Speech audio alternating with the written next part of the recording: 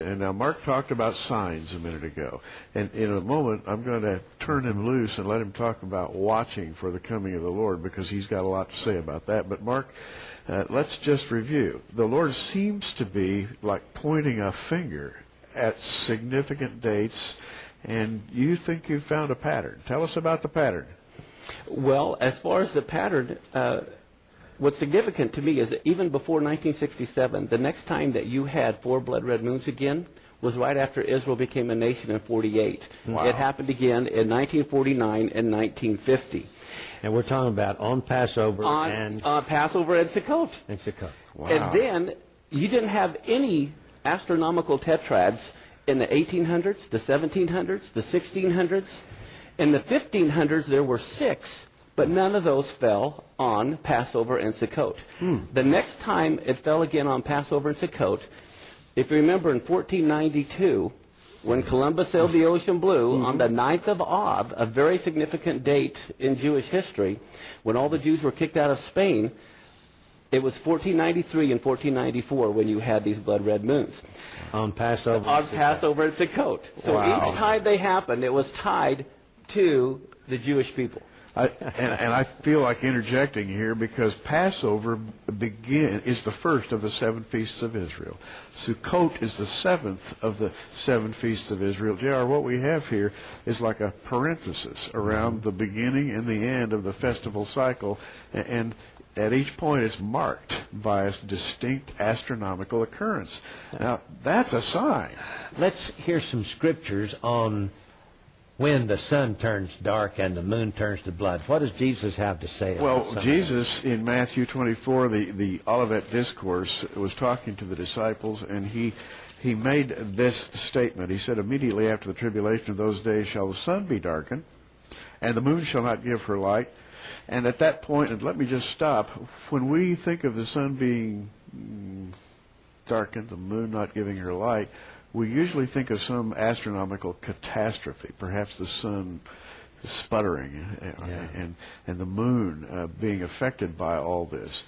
But maybe it's time to rethink this a little bit and think of it as a natural cycle, the cycle of the eclipses. And this is exactly what you've done, Mark. Well, according to Mark here, we have, when Israel was born in 1948, these 4 blood moons in Passover and Sukkot. And in 1967, when Jerusalem was taken and liberated, the Temple Mount liberated, we had the 4 blood moons. This has got to be a pattern. So when we have at the end of this coming sabbatical cycle in the year 2014, 2015, in the sabbatical year, that's at the 7th year of the cycle, Yes. we have these 4 blood moons. It's just phenomenal. Well, what's amazing to me is when I saw that, I thought, well, hey, now wait a minute. Scripture, it's not in error. I got to look, is there any solar eclipses? Because it said that the sun would turn dark.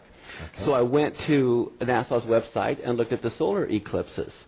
And sure enough, there's a solar eclipse on the Feast of Trumpets, Rosh Hashanah.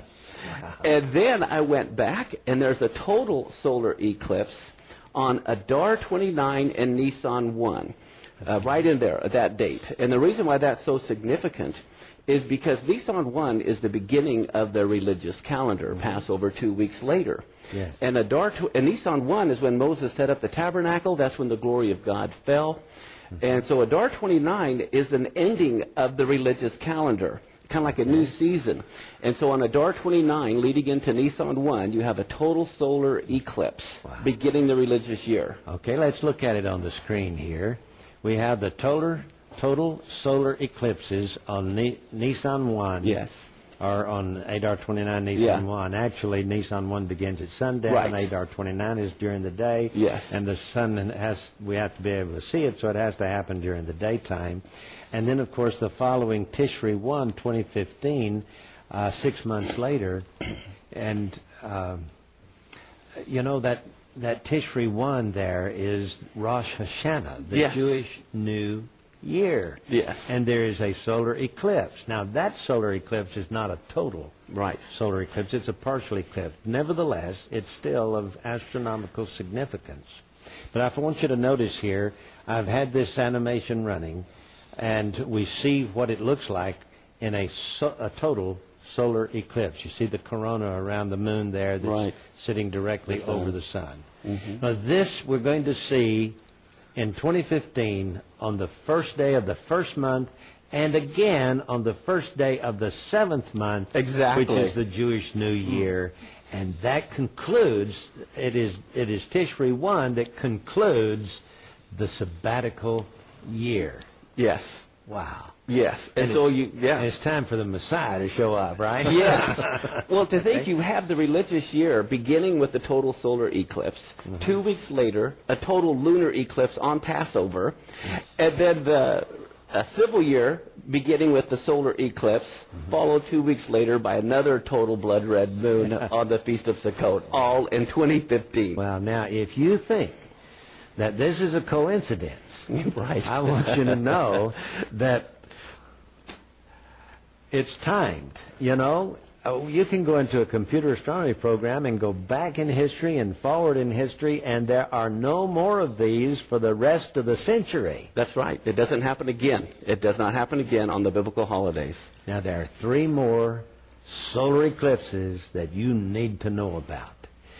And one of them happens this year. Tell us about them. Well, yeah, what's fascinating is, as Gary read, if these events happen, it says in Matthew and in Luke, at the end of the tribulation, and if that's 2015, you back off 7 years, that puts 2008 as a very critical year. Yes. And beginning this year, there's a total solar eclipse, only one. Next year, there's only one.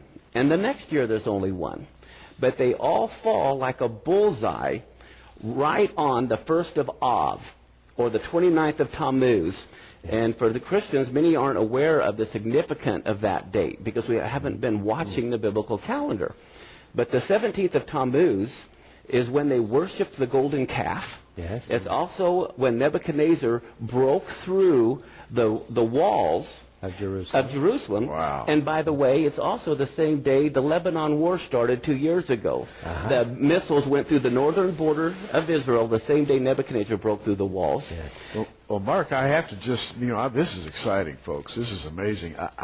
The thing that grabs me as you're talking about this is the very simple fact that Av is called the dark time in the Hebrew calendar. Yes. In fact, there is a period of 3 weeks during that time, referred to as the dark time. And you're saying that this eclipse falls at that period of time. Not just any time during that period, but on Av the 1st. Av the 1st. First day of Av. Wow. That's when the Jews really get serious about lamenting the destruction of the temple.